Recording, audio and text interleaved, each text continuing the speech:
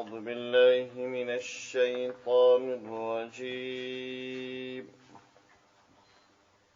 بسم الله الرحمن الرحيم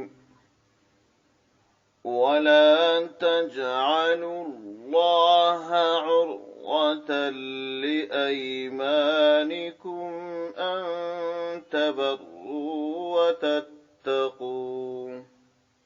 وتتقوا وتصلحوا بين الناس والله سميع عليم لا يؤاخذكم الله باللغو في أيمانكم ولكن يؤاخذكم بما كسبت قلوبكم والله غفور رحيم صدق الله العلي العظيم. البقرة سورة آیت نمبر 223. په دې آیات کریمه او په دې ورپسې آیات کریمه کې رب عزوجل یو بل حکم بیانوي. مخکې تر دې چې د دې آیات کریمه ترجمه او تفسیر وکړو، تمهیدي یو څه خبره پکار ده. هغه دا چې د خلکو په منځو کې قسمونه خورا عام دي او په قسم باندې ځان پوه کول، د قسم په اهمیت ځان پوه کول او د قسم په احکامو ځان پوه کول دا یو مهمه خبره ده. قسم درې ډوله دی. یو قسم یمین منعقد بولی، دوهم قسم یمین لغو بولی، دریم قسم یمین غموس بولی. یمین منعقد، یمین لغو، یمین غموس دا د درو واړو د درو قسمونو نمونه دي. یمین منعقد دې ته ویل کېږي چې یو څوک غواړي یو کار ونه کړي، نو قسم ور باندې یاد کړي چې د الله په نوم دې د قسم وي چې دی به د پلانکی کار نه کړي، او یا اراده سي چې پلانکی کار به خامخا کوي، نو قسم یاد کړي چې د الله په نوم باندې قسم وي چې د پلانکی کار به کوي. نو په دې صورت کې چې د کم کار د کولو قسم یاد کړي یا د نه کولو قسم یاد کړي، نو که چیرې د په دې خپل قسم وفا وکړل، یعنې دا چې د یو کار د نه کولو قسم کړی و، هغه کار یې در پایه نه وکړي، یا د یو کار د کولو قسم یاد کړي، هغه کار یې وکړي، نو خدای خلاص.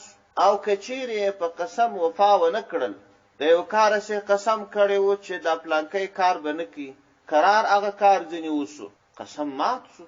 یا اراده کړی و چې پلانکی کار به په دې پلانکی ورځ خامخا کوم، هغه ورځ راغله هغه کار یې ونه کړي، قسم مات شو.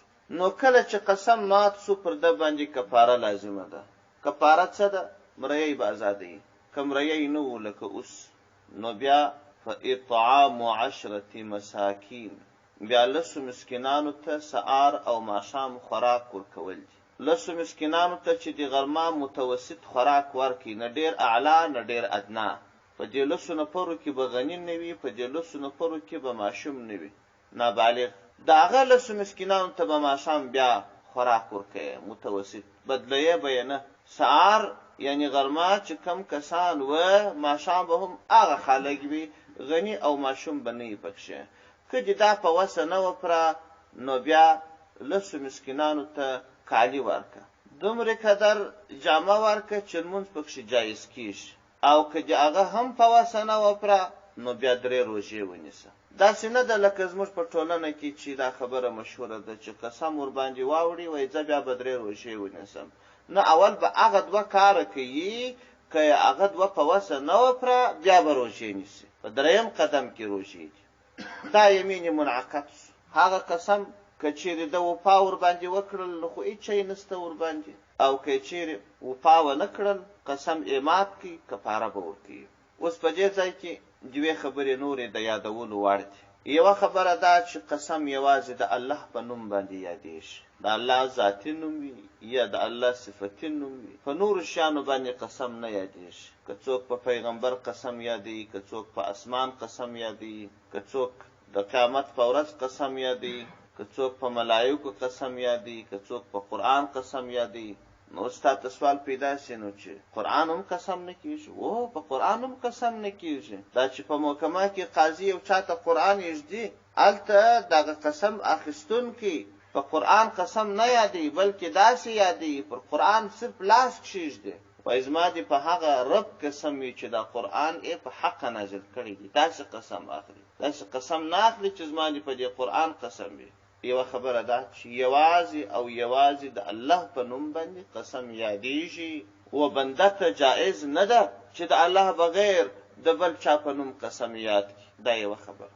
دوهمه خبره دا ده چې کله سړي قسم یاد کړي، نو د چې د کم کار څخه قسم کړی دی هغه کار ته به وګوري. که ده د یو نیک کار څخه قسم کړی و، دا قسم دې مات کړي، کفاره دې ورکړي، دا ښه کار دی.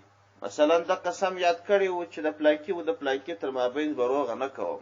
ګوره دا روغه نه کول دا بد کار دی، روغه کول، صلح کول ښه کار دی.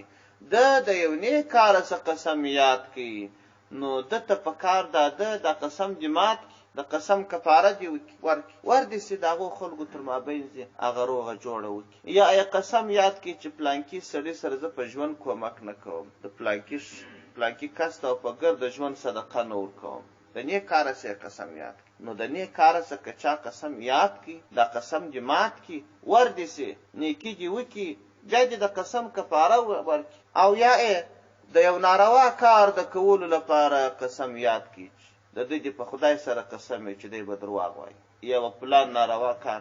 ګوره دغه قسم چې د یاد کړي، د ښه کار د کولو لپاره قسم نه دی یاد کړی، دا قسم دې مات کړي، په دې کې خیر دی، د قسم کفاره دې ورکړي. او که د یو مباح کار څخه قسم کړی و، او یا دا چې د یو داسې کار څخه قسم کړی و چې هغه جایز نه و، د یو ناروا څخه قسم کړی و، مثلا د ویلي و چې په ګرد ژوند به دی درواغ نه وایي او پر دې قسم یاد کړی و، دا یې ښه کړي دي، دلته دې نو قسم نه ماتي. او درېیمه خبره لا دا چې په عام ډول ډېر قسمونه اخیستل دا د ادب خلاف کار. که څه هم پر جایز شي قسم واخلې، که څه هم پر ځای قسم واخلې، که څه هم صحیح قسم واخلې، د دې څخه ځان وساته. دا د یمین منعقد خبره سوه. یمین لغوه دا بیا دې قسم ته ویل کېږي چې په تېره زمانه کې تا یو کار کړی دی، ستا ایر دی، اوس ته قسم ورباندې یاد کړې چې پلانکی کار خو ما نه دی کړی. خلک درته وایي اوس سړی تا دا پلانکی کار کړی دی او تا د رښتیاګو کړي، خو ستا ایرې اشد قسم ورباندې واخلی چې د دې په خدای قسم یې کې دا کار کړی دی، کار دې کړی دی، خلکو لیدلی، اوس ته قسم ورباندې یاد کې و ما دا کار نه دی کړی او ستا ایرې وي، قصدن نه وایه چې هر څه فکر وکې نه در یادېږي چې دا کار خو ما نه دی کړی، او بیا قسم ورباندې یاد کې. دې قسم ته یمین لغوه ویل کېږي. پر دې باندې تا الله نه حنیسي. پیغمبر صلی الله علیه وسلم فرمایي زما د امت څخه سهوه، نسیان او هغه څه چې په زور ورباندې وکړل سي، دا د دې مسؤلیت ځینې پورته سوی دی. پر دې نه کفاره سته نه ګناه سته، ځکه خو ستا په علم کې نسته. خو بیا هم لکه مخکې چې مو وویله چې قسمو څخه ځان ساتل پکار دي، ځکه ډېر قسمونه اخلې دغسې به بې ځایه واخلې، څه الله خو سزا نه درکوي، مګر خو ستا کم ضرورت و چې تا قسم واخیستی. درېیم قسم قسم چې دی هغه ته یمین غموس ویل کېږي. یمین غموس دې ته ویل کېږي چې یو کار تا کړی دی، ښه دې په یاد دی، اوس قسم ورباندې یاد کړې وه دا کار مې نه دی کړی، دې ته یمین غموس ویل کېږي. دا کبیره ګناه ده. غموس یا غمس دې غوټه کولو ته ویل کېږي. دا سړی هم په ګناه کې غوټه شو، د دې دپاره هم کفاره نشته. ولې د دې ګناه دومره ستره ده اخرت ته پاتېږي. هغه د یمین منعقد جبیره خو په دنیا کې په کفاره کېدل دا دومره لوی ګناه ده چې په دنیا کې جبیره نه کېږي، سزا یې اخرت ته ساتل کېږي. لہذا د دې قسم څخه ځان ساتل پکار. یو شي ته ښه خبره چې دا کار دغسې دی، خو قسم ورباندې یاد کې ونه دی داسې، یا یو کار یو رقم نه وي ته قسم ورباندې یاد کې چې و دی، دا یمین غموس، د دې څخه ځان ساتل پکار. دا خو د قسم اړوند احکام وه چې عمومي ستاسې په ذهن کې کښېني. دلته په دې دوو آیاتو کې الله تبارک وتعالی د دغه خبرو څخه دوې خبرې فرمایلې. یوه خبره یې دا فرمایلې ده چې تاسې د الله عز وجل نوم د قسم لپاره وسیله مه جوړوئ چې تاسې د نیکو کارونو څخه قسم وکړي، تاسې د تقوا څخه قسم وکړي، تاسې د ښو کارونو یا د خلکو ترمنځ د صلح کولو څخه قسم وکړي. داسې قسم مه کوئ. لکه مخکې چې موږ وویل که چیرې چا داسې قسم کړی وو هغه قسم دې مات کړي، کفاره دې ورکړي. دلته الله تبارک وتعالی فرمایي وایي ته داسې کارو دپاره د الله نوم د قسم وسیله مه جوړوئ. یوه خبره دا فرمایي. دوهمه خبره دا چې په دا یمین لغوه کې ستاسې مسؤلیت نشته، په هغه الله تاسې نه نیسي. نور نو تفصیل هغه و چې موږ مخکې وکړي. دا د دې دوه احکامو د دوې جزئیې دلته الله عز وجل بیان کړي. ځکه الله تبارک وتعالی فرمایي ولا تجعلوا الله عرضة لأيمانكم، ولا تجعلوا الله، تاسو مګرځوي الله نوم د الله، تاسو الله مګرځوي، ای الحلف به، د الله په نامه سره قسم ما اخلي، عرضة لأيمانكم، چې تاسو یو سامان یا علت مانعه وګرځوي د پاره د خپلو قسمونو، ان داسې قسمونه تبرو چې تاسو به نیکي نه کوئ، وتتقو، تاسو به پرهیزګاري نه کوئ، وتصلحو بین الناس، تاسو به د خلکو ترمنځ صلح نه کوئ. داسې قسمونه د داسې قسمونو دپاره د الله نوم دا علت مانعه یعنې د قسم ذریعه او وسیله مه جوړوئ چې تاسې د نیکو کارو څخه قسمونه یاد کړي، یا د تقوا څخه یا د صلح څخه، او که مو داسې قسم وکړي هغه قسم مات کړي، کفاره ورکړي. والله سمیع علیم، الله عز وجل زیات اوریدونکی دی ستاسو ټولو کارو ته، او علیم زیات علم لرونکی دی. ستاسو کارونه اوري، ستاسو خبرې اوري، ستاسو اقوال اوري، ستاسو احوال او ستاسو اعمال ویني، هغوی علم لري. نو چې د الله عز وجل څنګه حکم دی هغسې وکړي، که یې ونه کړي بیا الله تبارک وتعالی ستاسو سره حساب کولو والا دی. لا یؤاخذکم الله باللغو فی ایمانکم ولكن يؤاخذكم بما كسبت قلوبكم والله غفور حلیم. دا هغه بل جزئیه وای چې د هغه درو قسمونو څخه د یمین لغو خبره و. لا یؤاخذکم الله، مؤاخذه الله نکی باللغو فی ایمانکم، په هغه لغو سره ستاسو په قسمونو کې، هغه لغو یا هغه درواغ چې تاسو من غیر قصد وایاست. دا لغو فی ایمانکم څه ته ویل کیږي؟ هو ما يسبق الیه اللسان من غیر قصد الحلف، او یا کذب من غیر قصد. د درواغ ویل قصد نه وي، خدای درواغ وایي او قسم ور باندې یاد کی ځکه د علم نه وي. ولكن دون خبره ده یؤاخذکم، الله ستاسو گرفت کی، ستاسو مؤاخذه کی، بما کسبت، په هغه څه سره چې کسب کړی دی، ای قصدته من الایمان، چې ستاسو د زړونو قصد وي. والله غفور حلیم. خو بیا هم که چیرې تاسې قسم یاد کی او هغه قسم مات کی، بیا توبه ور باندې وباسي یا یې کفاره ورکړي، الله غفور دی او الله حلیم دی، ژر عذاب نه در باندې راولي، صبر والا دی، ژر عذاب نه راوستلو والا دی، او الله حلیم او غفور دی. هغه څه چې ستاسې په توان نه پر هغو سزا نه درکړي. دا حکم هم تر یو اندازې بیان سو. للذین یؤلون من نسائهم تربص 4 اشهر فإن فاءوا فإن الله غفور رحيم وإن عزموا الطلاق فإن الله سميع عليم. په دې ځای کې الله تبارک وتعالی یو بل حکم بیانوي. دا د دې حکم نوم دی ایلا، که څه هم د زموږ په منطقه شاوخوا کښې رواج نه دی، خو بیا هم کله کله پیښیږي. د پیغمبر صلی الله علیه وسلم په زمانه کې یا تر اسلام مخکې دا حکم وو. اصلا خو کفارو پر دې ښځو ډېر ظلمونه کول.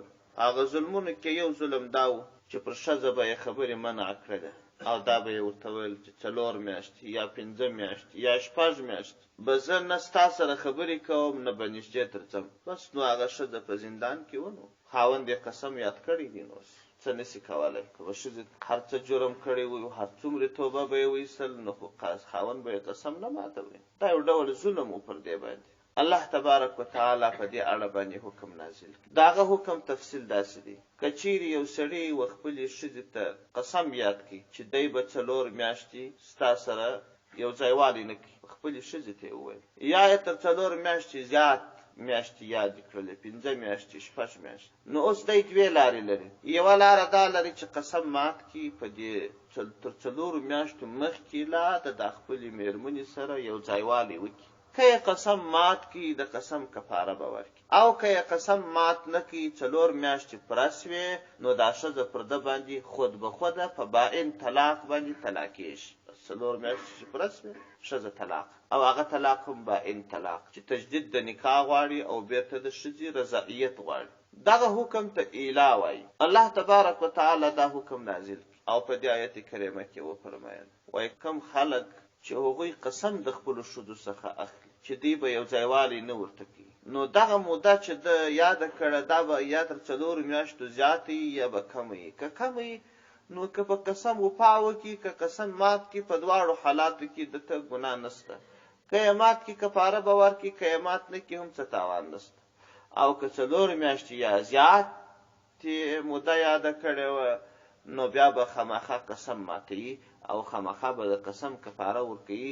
که قسم مات نه کړي نو بیا دا ښځه طلاقېږي. دغه د ایلا حکم الله تبارک وتعالی بیان کړی. دلته اگر چې دا خلک په عام ډول دا ایلا نه پیژني، خو بیا هم کله کله نادر داسې پیښیږي چې د خاوند او د ښځې تر مابین جنګ جګړه کله مخالفت راشي، خاوند قسم ورته یاد کړي چې په دا 5 میاشتې به دې کور ته نه راځم، په دا 5 میاشتې به ستا سره یو ځایوالی او خبرې نه کوم، خونې ته به نه درځم، داسې یو قسم یې تر خوله ووځي، نو دی بیا په دې نه خبر که ما په دې قسم وفا وکړل ښځه طلاقېږي. خبر نه باید خبر سي. که چیرې دی په دې قسم وفا وکړي ښځه طلاقېږي، او که چیرې قسم مات کړي نو بیا به کفاره ورکړي. لارې هم دا د قسم ماتېدل دي. راځو د دې آیت ترجمې. الله تبارک وتعالی فرمایي للذین یؤلون من نسائهم، هغه کسانو ته چې قسم د خپلو ښځو څخه کوي، ان یحلفون الا یجامعوهن، دوی قسمونه یادوي پر دې باندې چې دوی به د دې ښځو سره جماع نه کوي.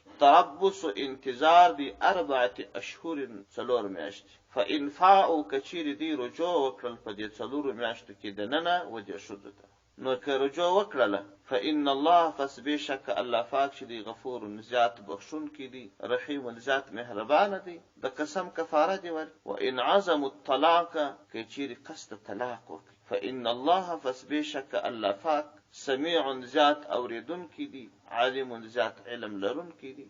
نو بیا طلاق راځي، طلاق هم باین طلاق دی. او که چیرې قصد رجوع وکړله چې دی به رجوع ورته کوي، نو بیا به رجوع ورته وکړي، هغه قسم کفاره به ورکړي. او که چیرې اراده نه وه نو بیا خو طلاق راځي، نو بیا هم الله عز وجل ستاسې اقوال اوري، ستاسو په احوالو افعالو علم لري، نو د شریعت مطابق په فیصلې کوي. والمطلقات يتربصن بأنفسهن 3 قروء ولا يحل لهن أن يكتمن ما خلق الله في أرحامهن. دا حکم خو نه هم یو څه اوږد دی، تفصیل غواړي، دا به بلې ورځې ته به پرېږدو. سبحان ربک رب العزة عما یصفون.